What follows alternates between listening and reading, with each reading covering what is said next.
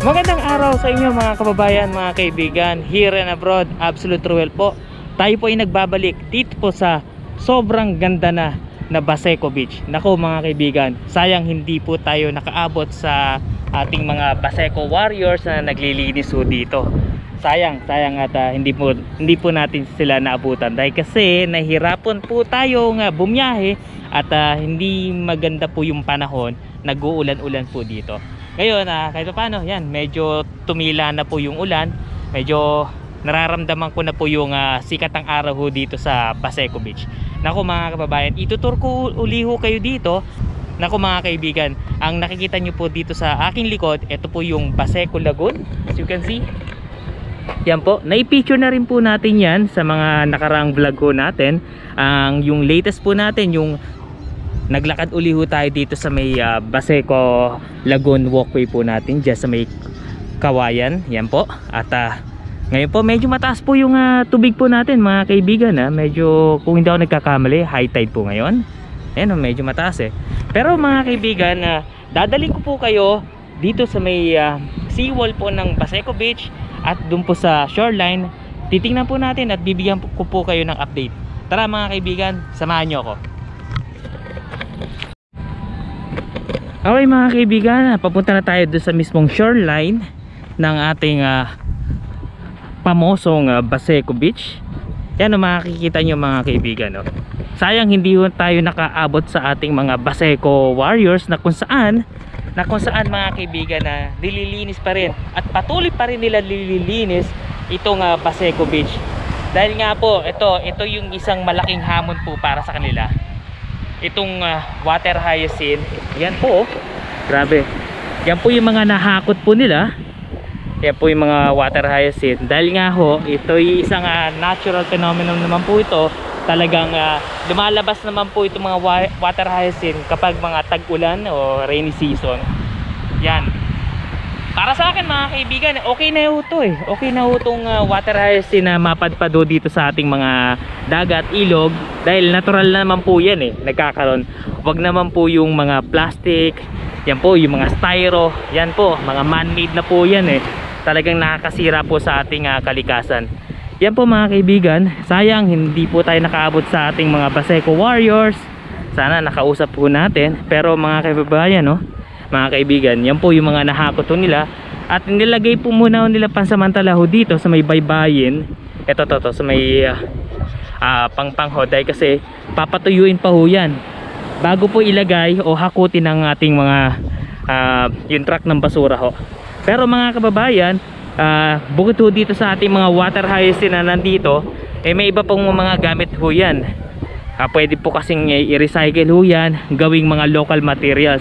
Pero much better mga kaibigan, mga kababayan, is patuyuin pa po muna. Dahil po napakabigat ho ito kapag ilalagay ho sa sako. Naku, napakabigat. At grabe, ang ganda, so peaceful mga kaibigan, no? Yan po ang Baseco Beach. Oh, in fairness, tingnan nyo parang nasa Siargao ka lang, tingnan nyo yung alon, di ba?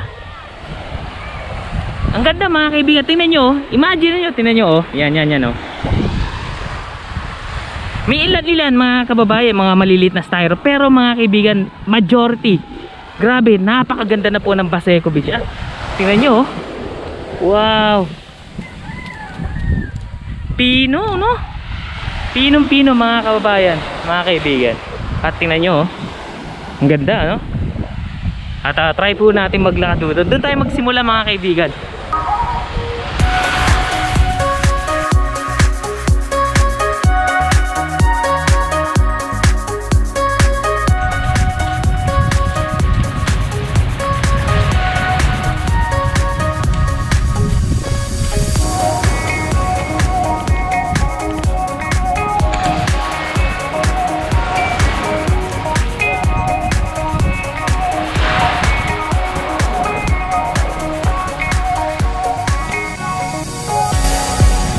Grabe mga kaibigan, sobrang nakakamangha yung alon dito sa Baseco. At grabe, tingnan nyo, napakalinis ng shoreline. Tingnan nyo naman, napakaganda ng alon, no? Ang lakas, di ba? Parang nasa Siargao, di ba mga kababayan? No, tingnan nyo, Ganda, ganda. Grabe, nakakamangha talaga dito sa Baseco mga kababayan. Kudos po doon sa ating mga Baseco warriors na patuloy pa rin naglilinis po dito sa ating Baseco Beach. Grabe, grabe po yung naging effort po nila mulan umaraw. Nandito pa rin po sila at patuloy po sila naglilinis po dito sa Baseco Beach. Yan natin kayo.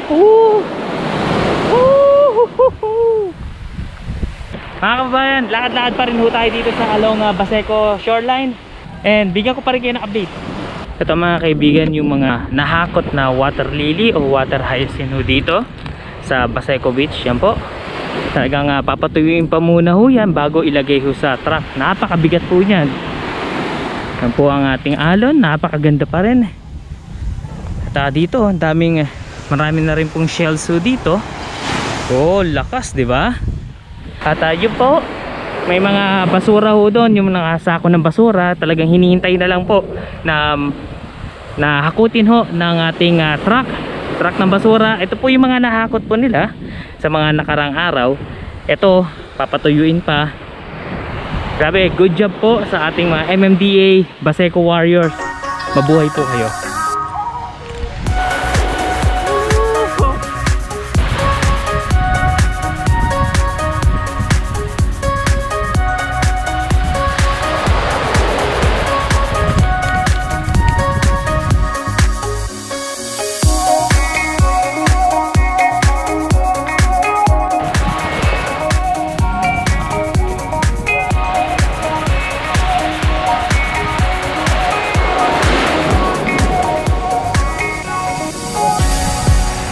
Kaibigan, bukod sa napakagandang alon po dito po sa Baseco Beach at makikita nyo sobrang green na rin po yung paligid ho natin.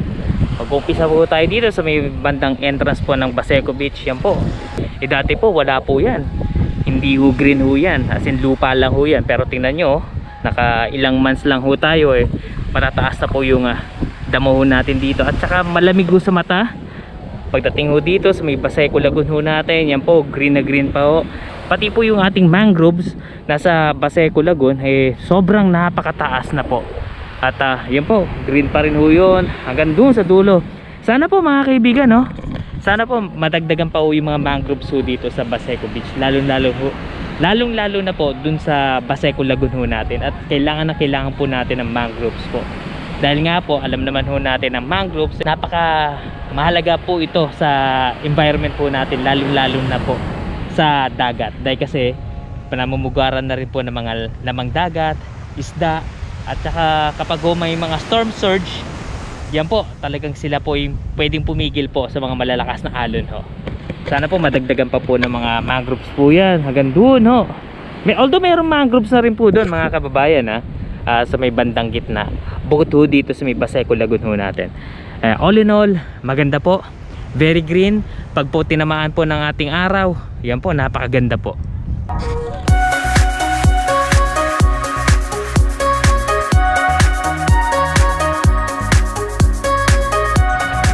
Okay mga kaibigan, yan, nakakit na po tayo dito sa may seawall na bahagi ng Baseco Beach. Yan, mapapansin nyo, kitang kita pa rin yung lakas ng alon ho doon sa may dalampasigan ho natin. At ito, yan, wala na po yung mga water hyacinth natin dito. At Pasig River to mga kaibigan, Pasig River. At saka yung mga ibon, ang dami, mga migratory birds oh. Tama ba ako mga kaibigan? Ang tawag ko dyan, egret. Yan, mga egret birds, yung kulay puti. Ang dami. At mataas nga ho yung tubig natin dito, high tide. At talagang rinig na rinig ko po yung lakas ng alon ho doon oh. Ito dito si kuya, yan, nanlalambat ng isda. Ayan oh, kahit paano maraming. At good thing wala na po yung mga water hyacinth ho dito sa may area ng Pasig River. Ayan po, dahil nga po, kagaya nga ng sinabi ko sa inyo kanina, yung water hyacinth natural phenomenon naman po talaga yan. Natural ho talagang lumalabas po yan. Seasonal po yan kasi ngayon ho, tag-ulan, talagang lumalabas po yan. At okay na ho to. Okay lang po lumabas po yung mga water hyacinth kaysa naman po yung mga basura. Yan po, ugaliin po natin na huwag magtapon ng basura na kung saan saan, sa estero, sa dagat. Dahil po, grabe, totoo po yung kasabihan na kung ano po yung tinapon nyo, basura, talagang babalik at babalik po sa inyo. Kaya, yun po. Yan po, malinis na po yung ating Pasig River. Wala na pong water hyacinth. Yan po. Mataas po yung tubig. Ayan, high tide. Ganda, ang ganda po yung lugar. Napakaganda ng Baseco.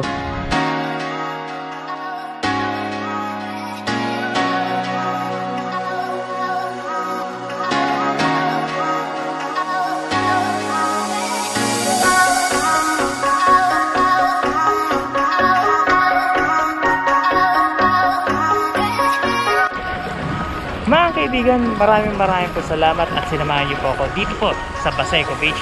Nakita niyo naman mga kaibigan, mga ka-absolute, napakaganda na po ng Baseco Beach. At kudos po sa ating Baseco Warriors na patuloy pa rin at walang sawa naglilinis po dito sa ating Baseco Beach.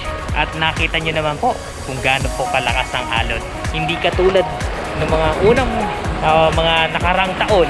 Instead na magandang alon ho yung nakikita nyo, puro alon ng basura, di ba mga kaibigan? Tingnan nyo naman po yung naging development. Napakaganda na po. At continue pa rin po yung Battle of Manila Bay po natin at Baseco Beach. At sana po sa ating mga kababayan sa nakakapanood ho nito, at patuloy po tayong mag-segregate ng basura. Huwag po tayong magtapon ng basura na kung saan saan, at alagaan po natin itong lugar na ito. Kung nagustuhan nyo po itong video na to, please like, share, and comment down below po mga kaibigan. And sa mga hindi pa po nakakapag-subscribe, please click nyo lang po yung subscribe button below and hit that notification bell para ma-notify po kayo sa mga bagong videos po natin.